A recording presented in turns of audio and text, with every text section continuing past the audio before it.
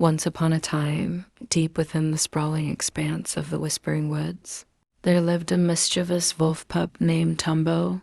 Unlike his siblings, Tumbo was not content with the simple life of chasing butterflies and wrestling in the grass.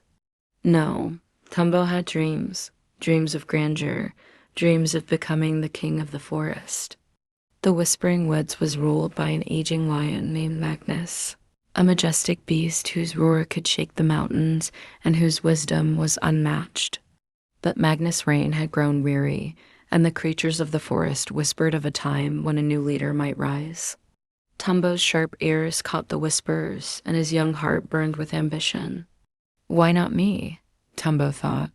I may be small, but I'm clever and brave. Determined, Tumbo set out on a journey to prove he was worthy of the crown.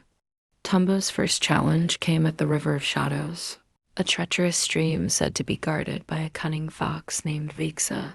The river's waters were dark and swift, hiding jagged rocks and swirling whirlpools. Tumbo approached Vexa, who lounged lazily on the riverbank. Little wolf, Vexa sneered. What brings you to my river? I'm here to cross it, Tumbo declared boldly. I have a destiny to fulfill.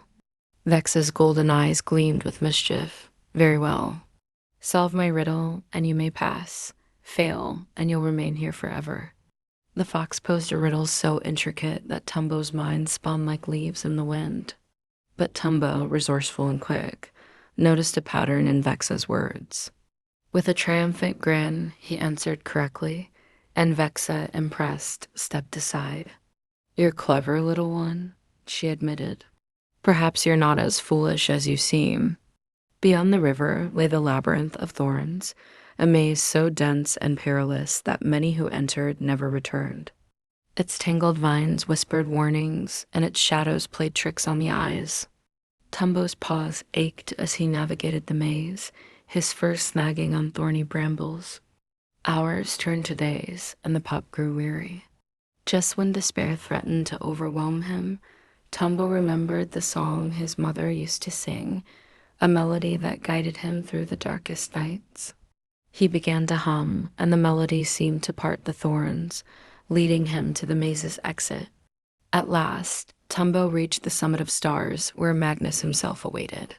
The lion's mane shimmered like gold in the moonlight, and his eyes bore into Tumbo with the weight of centuries. So, you seek to claim my crown? Magnus rumbled, his voice like distant thunder. Yes, Tumbo replied, his voice steady despite his trembling legs. I may be small, but I have faced the river of shadows and the labyrinth of thorns. I am brave, clever, and determined. Magnus regarded him silently, then gestured to the sky. To rule the forest is not about strength or cleverness alone. It is about understanding the stars, the wind, and every creature that calls this place home. Tell me, pup, what do you see when you look up? Tumbo gazed at the endless expanse of stars, their light glimmering like 1,000 dreams. He thought of Vexa's riddle, the song in the maze, and the countless creatures he had met along the way. Finally he spoke. I see stories, Tumbo said.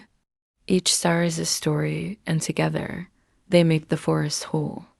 To be king is to honor every story, great and small. Magnus's lips curled into a rare smile. You have learned the greatest lesson of all, young one. The crown is yours. The forest erupted in celebration as Tumbo, the mischievous wolf pup, was crowned king of the forest. Though his reign was just beginning, Tumbo ruled with courage, wisdom, and a deep respect for the stories that made the Whispering Woods alive. And so, the once mischievous pup became a legend, his name whispered among the trees and sung by the stars.